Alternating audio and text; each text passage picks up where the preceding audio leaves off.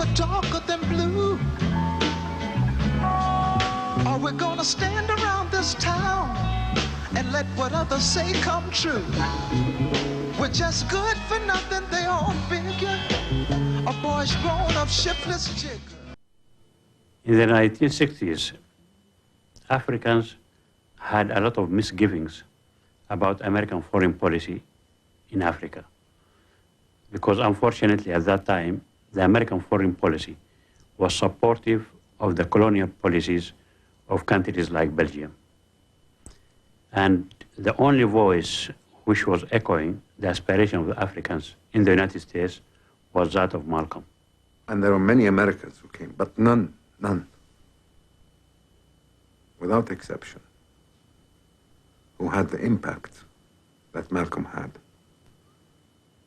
The man of a message, and the message was not to America only. Malcolm, what is your purpose here? Well, my purpose here is to remind the African heads of state that there are 22 million of us in America who are also of African descent, and to remind them also that we are the victims of America's colonialism or American imperialism, and that our problem is not an American problem, it's a human problem. It's not a Negro problem, it's a problem of humanity. It's not a problem of civil rights, but a problem of human rights. In Nigeria, he was given the name Omowale. The sun returns. When my father was abroad, we had a world map on the living room wall. And anytime you got a little lonesome and wondered where Daddy was, we'd run over to that map. And where is he now? And he's in Cairo, which is the capital of Egypt. And he's over here with Nkrumah, and he's over. So there was a different kind of passage that we maintained when he was abroad. Malcolm returned in late November 1964. He resumed the weekly OAAU rallies at the Audubon Ballroom and continued his collaboration with Alex Haley on his autobiography. He said, you know, I'm writing this book and I don't really know about doing this book. He had some problems with the family having to be subjected to what the things that he would say. I'd say, Malcolm, you know what? None of us are going to ever amount to anything until we get our mother out of Kalamazoo. It had preyed on my mind for years, and I didn't talk about it, but it was eating away. And he looked at me like, I'm glad you said that, because it's been bothering me too. And he said, Bonnie, promise, I'll do something. And the next thing, Malcolm never got back to me. The next thing I knew, I got a call. My mother was in Lansing at my brother Filbert's. And he later told me that it had been pent up in him all these years. He didn't want to think about it. He certainly didn't want to talk about it because he did not feel good about it. But he felt so great when he and his brother came together to have their mother released.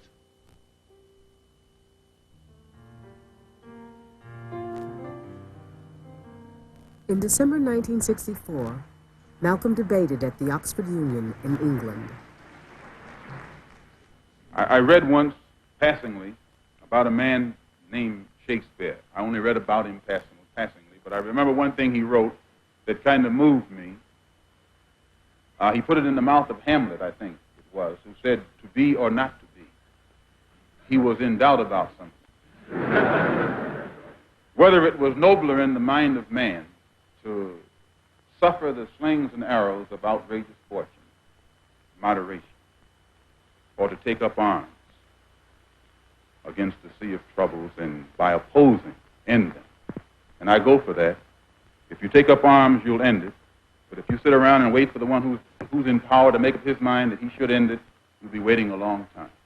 And in my opinion, the young generation of whites, blacks, browns, whatever else there is, you're living at a time of extremism, a time of revolution, a time when there's got to be a change. People in power have misused it, and now there has to be a change, and a better world has to be built, and the only way it's going to be built is with extreme methods. And I, for one, will join in with anyone, don't care what color you are, as long as you want to change this miserable condition that exists on this earth. Thank you. Malcolm was always involved somewhere in the struggle. And I remember in January of 1965, Juanita Poitier set up a meeting at her house for the regular civil rights leaders to meet with Malcolm X, to work out the differences between us so we could come from that meeting with a common platform. Once again, A. Philip Randolph was there, Whitney Young was there, Dorothy Height was there, Malcolm X was there, several others were there. Martin Luther King couldn't make it, but he sent a representative. And we spent that day discussing Malcolm's philosophy, the mistakes he made, what he wanted to do now, and how he could get on board the people's struggle that was taking place. In his effort to support a Black United Front, Malcolm accepted an invitation from SNCC, the Student Nonviolent Coordinating Committee, to speak in Selma, Alabama. It was the first time he had traveled south to work with the civil rights movement. And I think that the people in this part of the world would do well to listen to Dr. Martin Luther King and give him what he's asking for and give it to him fast before some other factions come along and try to do it another way. The next week, Malcolm was denied entry into France on the grounds that his presence would disturb public order. By this time, Malcolm began to believe that the forces arrayed against him were bigger than the Nation of Islam. But he maintained his relentless pace.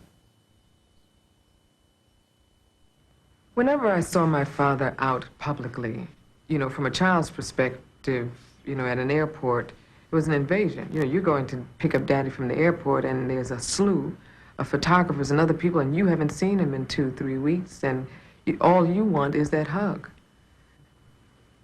I was certainly privy to the fact that we were being stalked as a family, that the atmosphere surrounding the house, the cars that would be parked, faces that were familiar to me once upon a time. The night Malcolm returned from Europe, his family's home was firebombed. Asleep in the house were Malcolm, his pregnant wife, his 4 children. They escaped unharmed. And this was probably the thing that surfacely upset him most, because this got underneath the image of Malcolm, the fearsome, the indomitable Malcolm X. This got to the father and the husband of Sister Betty and their daughters. He has told me in the past that he has been having some harassment. Can you give us an idea of some of the things that have happened? Well, in July, when I was in the hospital having my last baby, my 3 small daughters saw my husband almost killed across the street. And how was he almost killed? Well, he was in his car, and some men were rushing to the side of his car on both sides of it, and he managed to get away. Had you had any threats, anything like this? Had any threats? That's all I get is threats. I get not less than 6 or 7 threatening phone calls every day. I was surprised to hear that the house had been bombed. But I was not surprised to know that it had been done by Muslims, because I know that's the way they fight. I know that, be that the case, it could not have happened without Yusuf Shah. Could not have happened.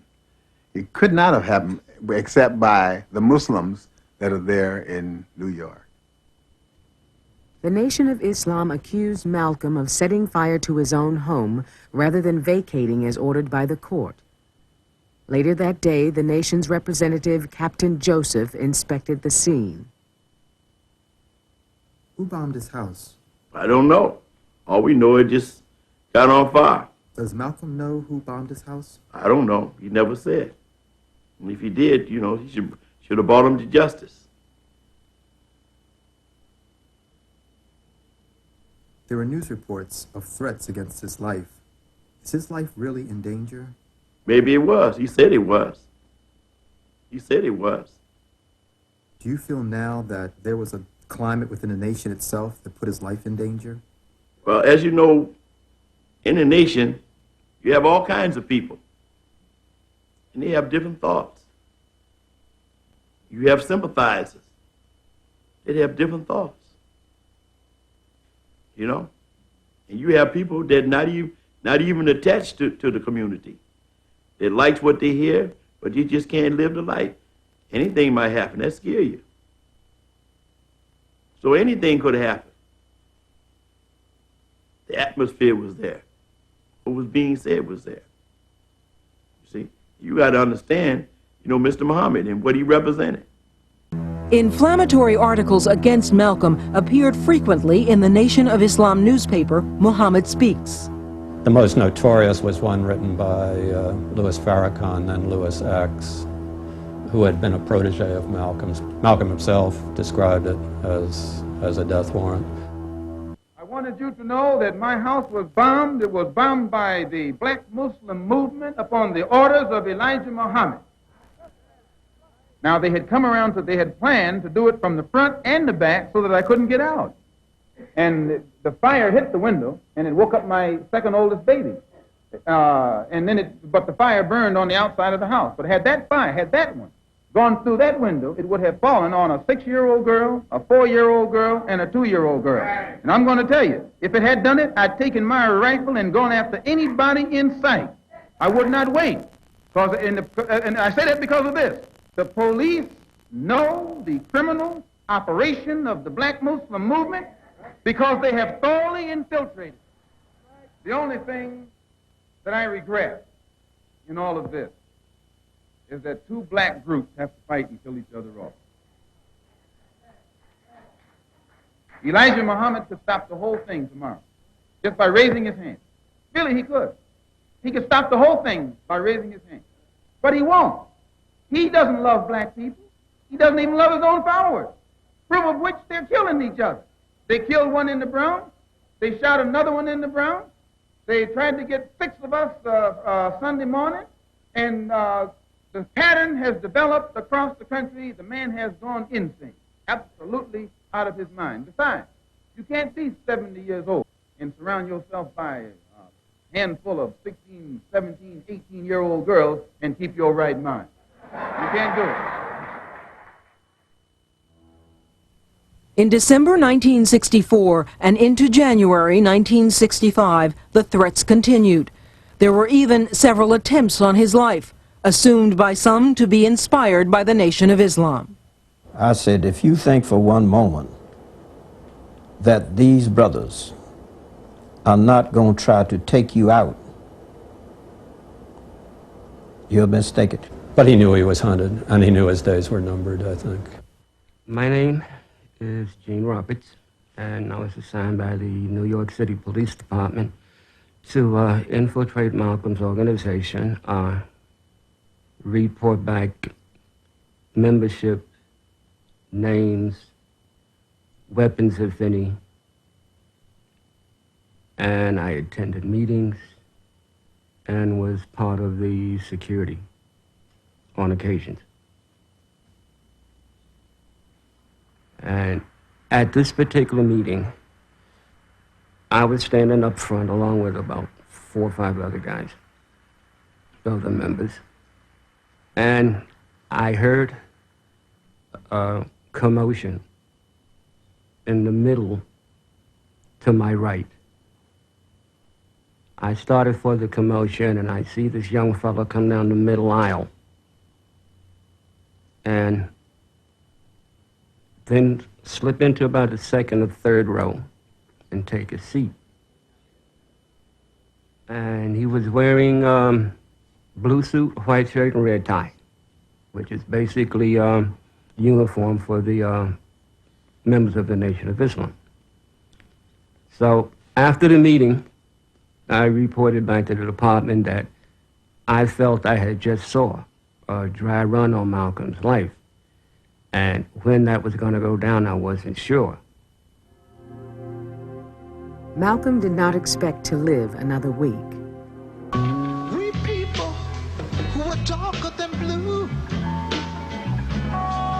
are we gonna stand around this town and let what others say come true? We're just good for nothing, they all figure. A boy's grown up shiftless jigger. Now we can't hardly stand for that. Or is that really where it's at?